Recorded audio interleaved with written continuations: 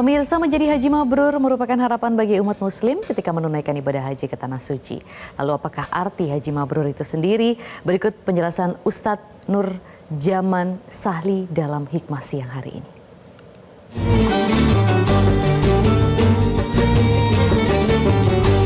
Assalamualaikum warahmatullahi wabarakatuh, pemirsa Metro Siang. Kita di segmen Hikmah Siang kali ini bersama saya Febrian Ahmad.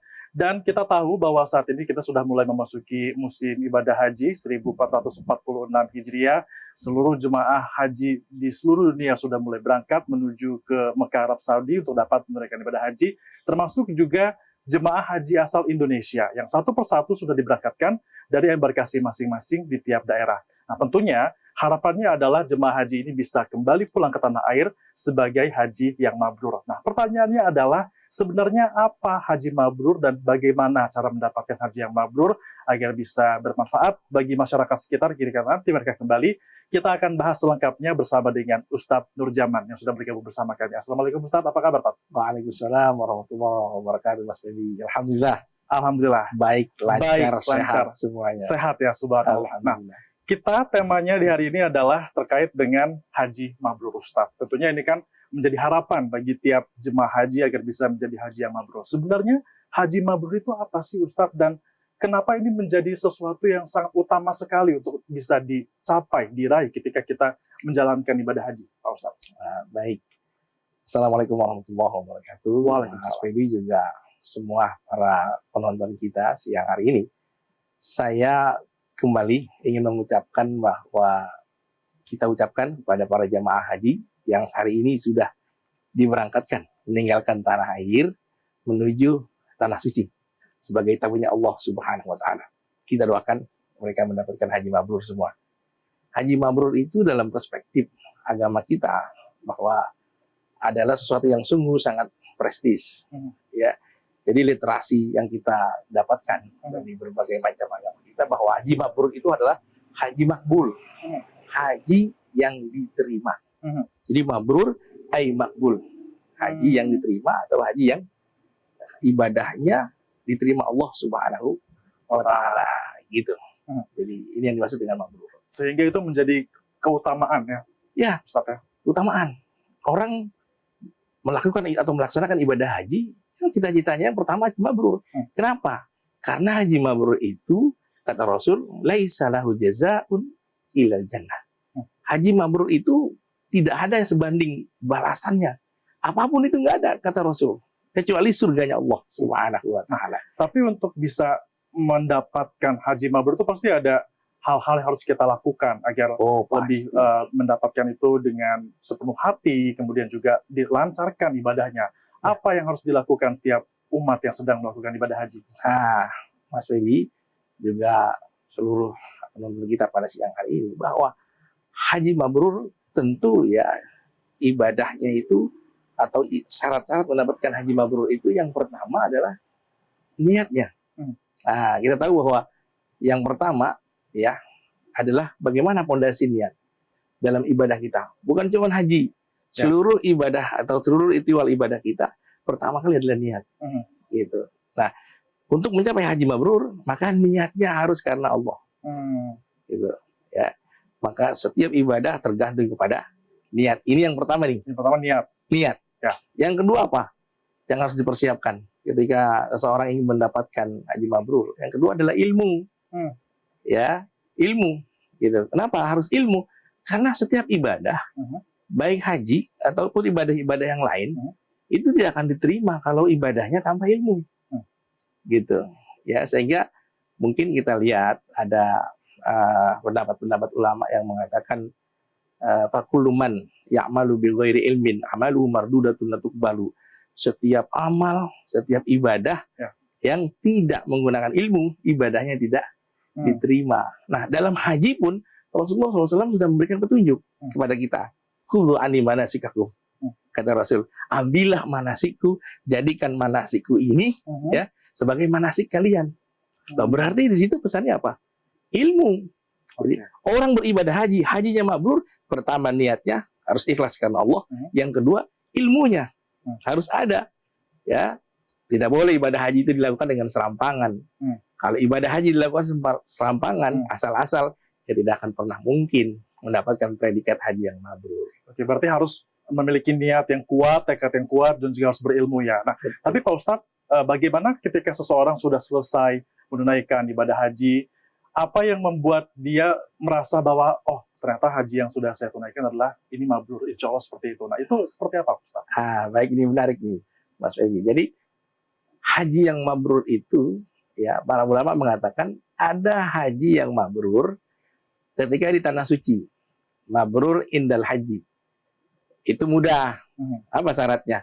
Satu, tidak ropas, ya, tidak berkata-kata keji, tidak fusuk, tidak fasik, dan juga tidak jidal, berkelahi. Selama penunaikan, selama pelaksanaan ibadah haji, 3 ini dihindari, insya Allah hajinya diterima. Hajinya makbul. Hajinya mabrur. Tapi yang lebih penting adalah ketika pulang ke tanah suci. Bagaimana penerapan itu dibawa, pesan-pesan haji dibawa ke tanah suci, ya. Sehingga Buya Hamka itu, kalau saya tidak khilaf, pernah mengatakan bahwa ketika ada seorang di antara kalian, kolega, tetangga, ya, atau teman kita sekantor pulang dari ibadah haji, minta oleh-oleh darinya, kata Buya Hamka. Nah, tapi Buya Hamka menggarisbawahi bahwa oleh-oleh yang dimaksud bukan hanya sekedar air zam-zam, ya. Bukan hanya sekedar baju putih, peci putih, kan kita dikasih begitu kan? Ya. Pulang haji disuguhin, ayo minum makan kurma. Bukan itu kata Buya Hamka. Minta oleh-oleh darinya haji yang mabrur. Betul penting. Gitu. Betul penting. Apakah artinya ketika sudah merasa pulang dengan haji yang mabrur ini ada semacam nilai moral sosial dan juga spiritual yang harus ditularkan juga Ustadz untuk masyarakat di sekitarnya? Oh iya. Kan hadis Rasulullah SAW, Rasul mengatakan bahwa ya kita memang tidak mengetahui apakah ibadah kita itu diterima atau tidak. Tapi tadi ada indikatornya, ada tandanya kalau ibadah kita itu diterima Allah Subhanahu Wa Taala. Apa yang pertama kata Rasul? Afsus salam.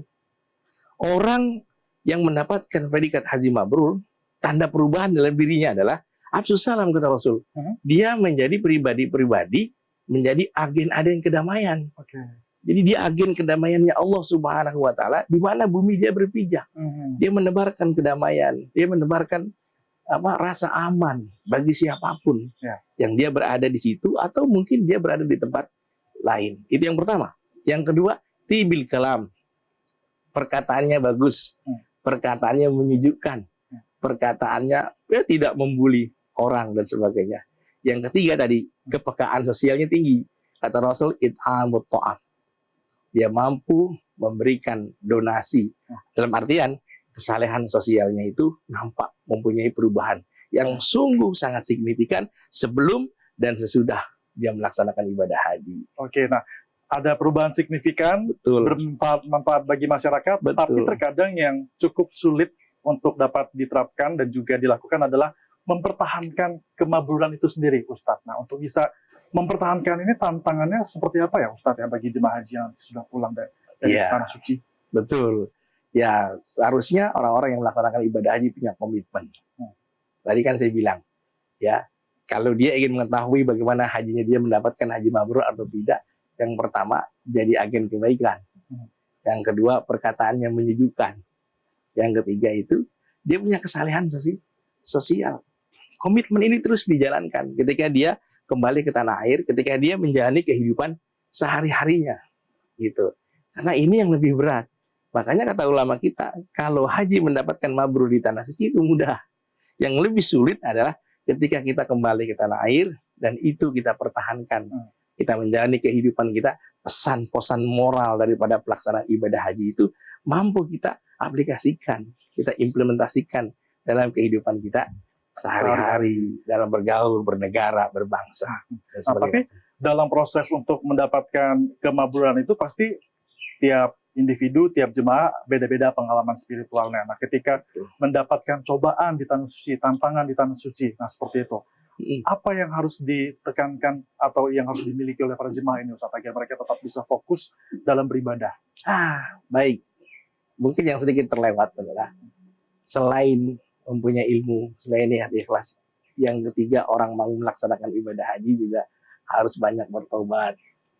harus banyak kembali, harus banyak istighfar. Mungkin mengalami hal-hal yang di luar logika di tanah suci, itu tadi beristighfar, ya, bertobatlah kepada Allah Subhanahu wa Ta'ala. Kenapa? Karena ini tanah haram. Apapun haram di situ. Tanahnya haram, tumbuh-tumbuhannya haram, hewannya haram. Ya, karena tadi yang mungkin kurang bertobat.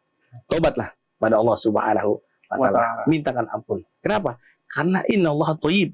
Allah sesungguhnya baik, Allah sesungguhnya bagus. La yaqbalu illa thayyibah. Kata ulama.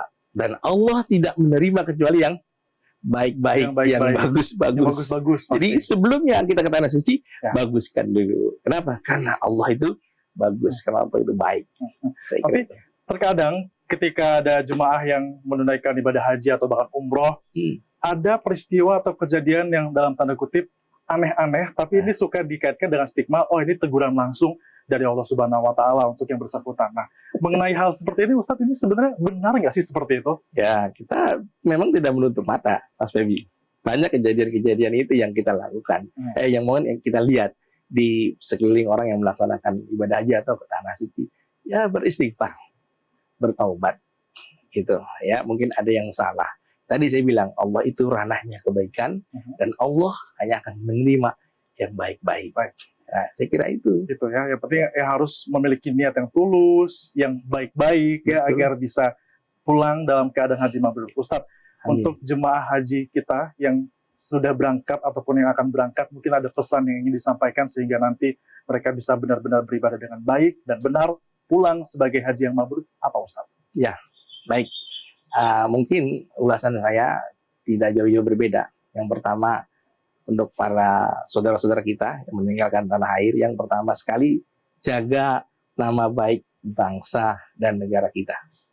Ini yang pertama yang harus disebarluaskan di mana saja. Jaga perilaku kita, jaga akhlak kita, karena kita merupakan cerminan daripada bangsa kita. Itu yang pertama. Yang kedua, niat ikhlas karena Allah Subhanahu wa Ta'ala. Karena setiap yang niatnya ikhlas akan sampai kepada Allah, dan yang tidak ikhlas itu akan percuma dan sia-sia.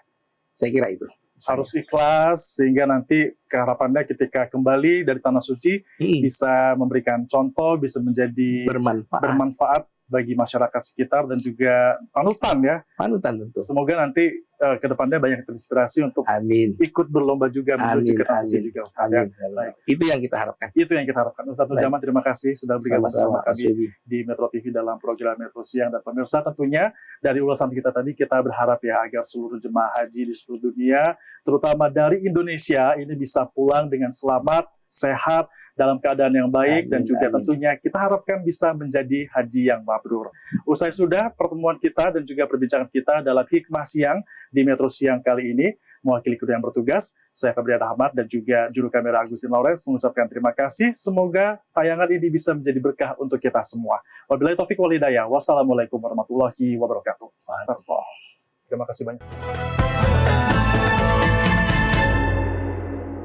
Jelajahi cara baru mendapatkan informasi. Download Metro TV Extend sekarang.